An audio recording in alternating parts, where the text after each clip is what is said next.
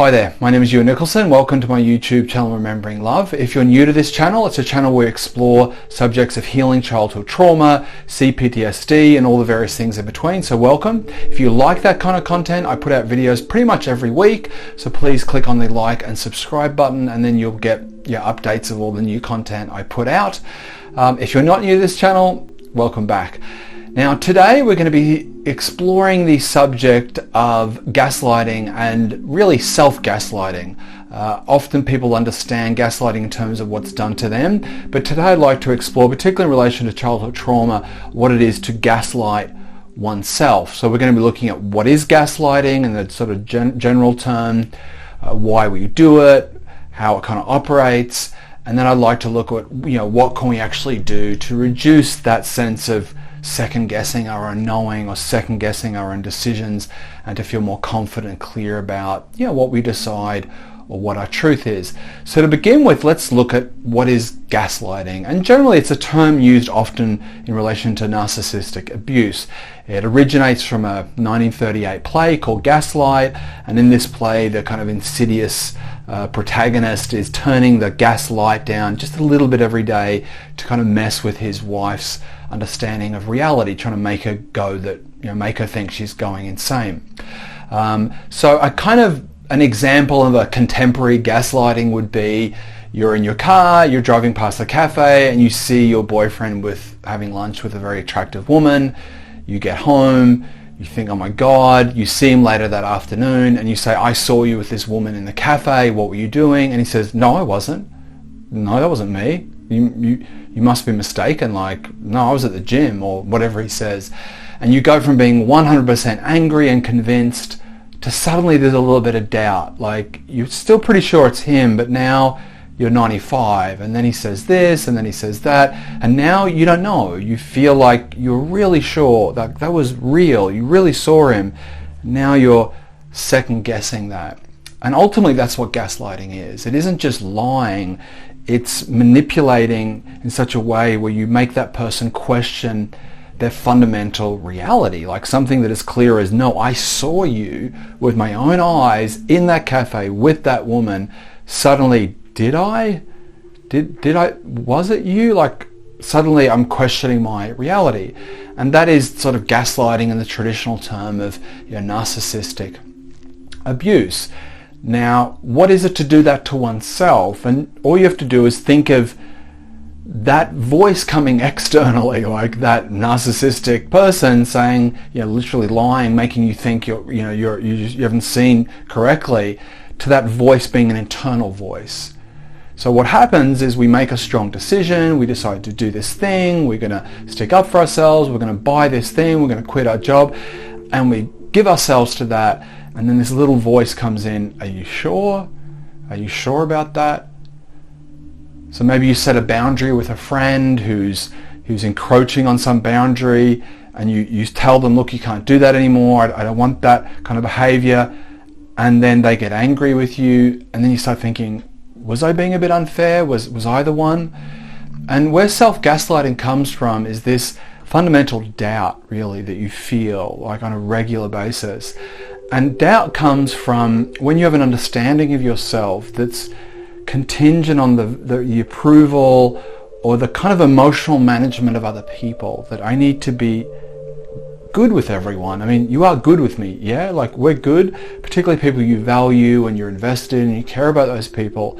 There's this process in doubt of always feeling like I'm not quite sure if we're good. And when you get angry or you get sad or you get upset, then I start wondering what's wrong with me, that there must be something fundamental here that I have done that is kind of wrong, and therefore I have to kind of manage that by backing down on what I've said or doubting what I've done. So it's this feeling of not feeling a clear conviction of this is who I am, this is what I'm about, right or wrong, good or bad, this is my truth. It's this, is it? Because what we're doing is we're trying to look for validation externally and confirmation, and if we get it, we're all good, we feel very good about our decision.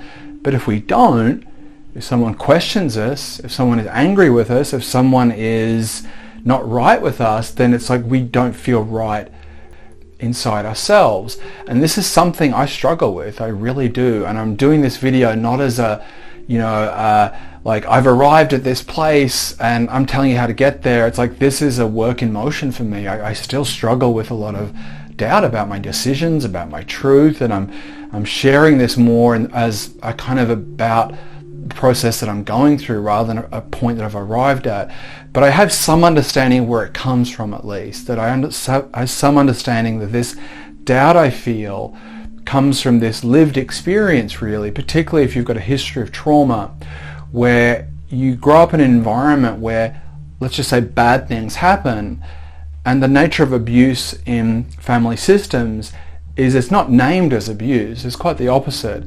If you're being sexually abused, you can be told that's happening to you because you're loved. If you're being hit, you can be told you're being physically beaten because that's what's in your best interest and they really love you. Or you're to blame for that because of your behavior. Whatever it is, there's a feeling of this feels bad, but I'm told that feeling I have of this is bad is wrong, and actually this is good, or this isn't bad, or this isn't happening at all. No one talks about it. It's like this doesn't exist. So this bad feeling I have doesn't have a place. It's just, it feels like it's not right. It's not mirrored or validated or confirmed. So it's like, what do I do with it? So what happens is we just lose our bearings on our sense of this is what's true to me. This is what I feel, and if I feel this, then this is true. So the origins of that kind of crippling self-doubt, or that sense where you're gaslighting yourself all your time, where you're questioning your reality, you're questioning, is it true or isn't it true, and are you okay with me? Are you okay over here? Like this constant feeling of are you okay? Are you okay? Are we okay? Are we good? I need this. My sense of self is built on this feeling that to feel okay, everything else outside of me has to be okay. So to interrupt this, what we're really looking at is how do we get a sense of self that isn't determined by others' approval, by isn't mirrored back in what's going on externally, but I can just say this is what's my truth and I'm not going to second guess it. And to be honest, I can't say like this is how you do it. I think I'm trying to do it. I'm working to do it. Sometimes I do it better than other times. Sometimes I just don't seem to be able to do it at all. But I'm aware that that's really the issue here, that I'm never going to be right with everyone. There's always going to be people that think contrary to me, that don't like what I've done, who do like what I've done. And my bearing and my anchor can't be based on that. And so, I really believe that childhood trauma is a heart wound at heart. And I'm going to do a video just on that topic. But, it has cognitive implications, it has physiological implications, but at its essence, it's a wounding of the heart. And, I see in my community here in Spain, we have a community pool, and in the summer there's always like a group of little kids that form a gang at the start of summer, and they're there all summer, and there's a group, that are maybe from 3 to 5, and they play and they laugh and they cry and they're running around and doing all the various things little kids at that age do. It's very sweet to watch. It's a very sweet age. It's a very innocent age, 3 to 5 to 6. And you see that kind of unguarded sweetness in children of that age. You can see their hearts are just still very open, innocent. And what should happen, and the idea is in a family, you try to keep that in your kids. You want to keep some degree of that sweetness, that degree of uncorruptedness, where they just trust that heart. They trust what they feel. And if that gets corrupted or it gets muddied, and somewhere in that they feel like they can't trust their heart, then it's a problem, because then that compass, our heart as our compass of truth, of what we feel to be right or to be true, if that's messed with, then where do we get our bearings? Where do we get a sense of what's right or what's wrong? And if we get it externally, we have a problem, because everyone's changes, everyone has different perspectives. We have to regain that heart compass, that feeling of knowing and truth. And it's through that we can reduce our self-gaslighting. It's through that trust in unknowing, to come back to it, to be aware of this is the issue. I'm never going to be good with everyone.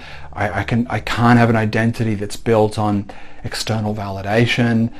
Even if I'm wrong, it's better than I'm wrong and I'm clear about it than it is to kind of doubt and to be lukewarm and to be muddied and blurry. And it's hard because that takes a trust. To come back to our hearts, to trust our hearts. There's a trust required in trusting our hearts. And I think it has to be practiced. I think it has to be nurtured. I think it has to be, you have to keep coming back to it. But at least if you're clear, like, that's the issue. If I want to stop gaslighting myself, I need to come back to that knowing, like, what is in my heart? What do I feel to be true? And how do I stand in that? How do I stay with that, independent of what does or doesn't come at me? And to practice that. And I think it is a practice and it is a process. We can't sadly flick a switch and we're there, but I think we can at least move in that direction, or try to. So look, I hope this has made sense. I hope this has helped. If you've enjoyed this video, please like and subscribe. If you've got any comments or insights you'd like to share in the comment section below, please do. Thank you very much for coming here. Please look after yourself and take care.